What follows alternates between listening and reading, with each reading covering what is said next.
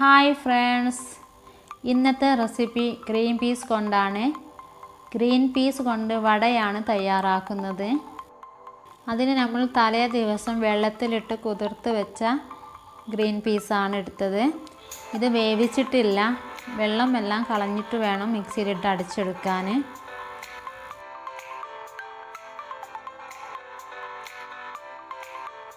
ഇനി നമുക്കിത് അടിച്ചെടുത്ത് വരാം.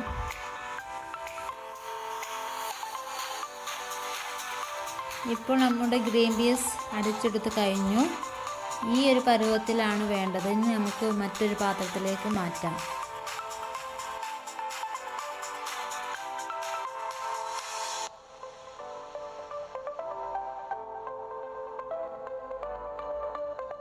ഇനി നമുക്ക് വടക്ക് ആവശ്യമുള്ള ഉള്ളികളൊക്കെ വഴറ്റിയെടുക്കാം. അതിനിവിടെ എണ്ണ ചൂടായി വന്നിട്ടുണ്ട്. ഇനി ഇതിലേക്ക് നമുക്ക് ഒരു വലിയ സവാള ഇവിടെ അരിഞ്ഞു വെച്ചതാണ്, അത് ഇതിലിട്ട് വഴറ്റിയെടുക്കാം.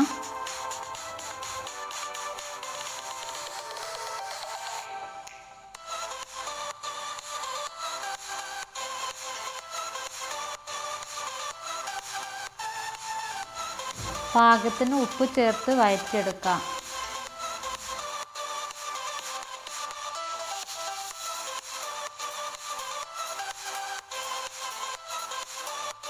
ഉള്ളി വഴന്ന് വന്നിട്ടുണ്ട്. ഇനി നമുക്കിതിലേക്ക് പച്ചമുളക് 4 പച്ചമുളകാണ് എടുത്തിരിക്കുന്നത്.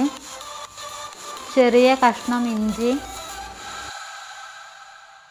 കറിവേപ്പില എന്നിവ ചേർത്ത് വഴറ്റിയെടുക്കാം.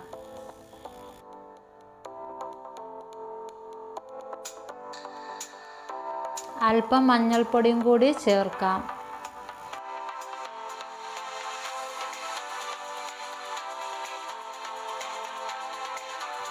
ഇപ്പോൾ ഉള്ളി എല്ലാം വഴന്ന് റെഡി ആയിട്ടുണ്ട്. ഇനി ഇത് മാറ്റി വെക്കാം. കുറച്ച് ചിക്കനാണിത്. ഇത് ഉപ്പും മഞ്ഞൾപ്പൊടിയും കൂടി ചേർത്ത് വേവിച്ചതാണ്. ഇത് നമുക്ക് മിക്സിയിലിട്ട് അടിച്ചെടുത്ത് വരാം.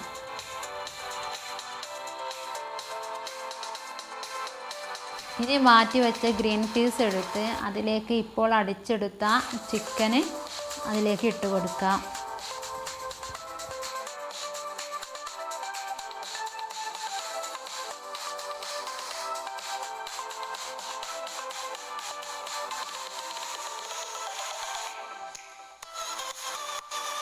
ചിക്കനെല്ലാം ഇതിൽ ചേർത്തിട്ടുണ്ട്. ഇനി നമുക്ക് വഴറ്റിയ ഉള്ളിയും ചേർത്ത് കൊടുക്കാം.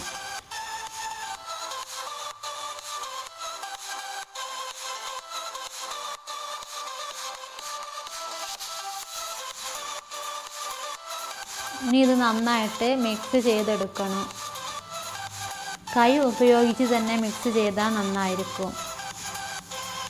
ഉപ്പ് ഇല്ലെങ്കിൽ വീണ്ടും ചേർത്ത് മിക്സ് ചെയ്യാം.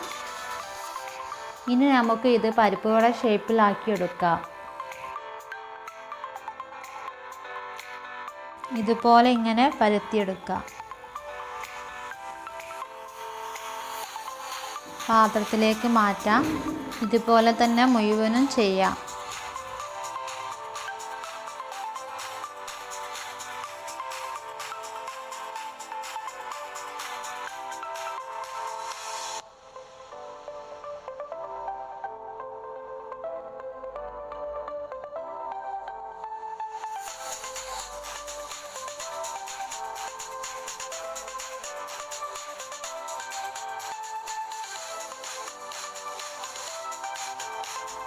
വട റെഡിയായി. ഇനി നമുക്കിത് പൊരിച്ചെടുക്കാം.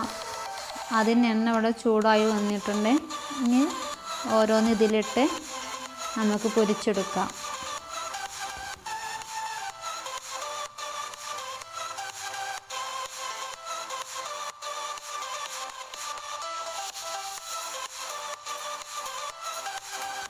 ഇനി തിരിച്ചിട്ട് പൊരിച്ചെടുക്കാം.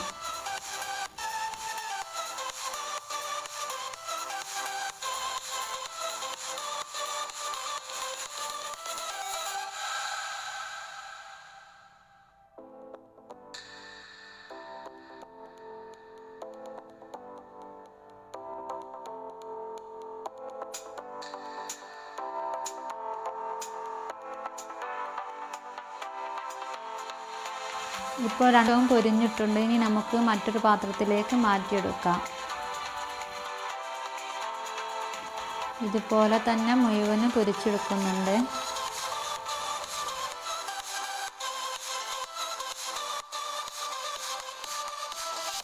ഇപ്പോൾ രുചികരമായിട്ടുള്ള ഗ്രീൻ പീസ് വട റെഡി ആയി കഴിഞ്ഞു. എല്ലാവരും ട്രൈ ചെയ്യുക. ഈ വീഡിയോ ഇഷ്ടപ്പെട്ടാൽ ലൈക്ക് ചെയ്യാനും സബ്സ്ക്രൈബ് ചെയ്യാനും മറക്കരുത്.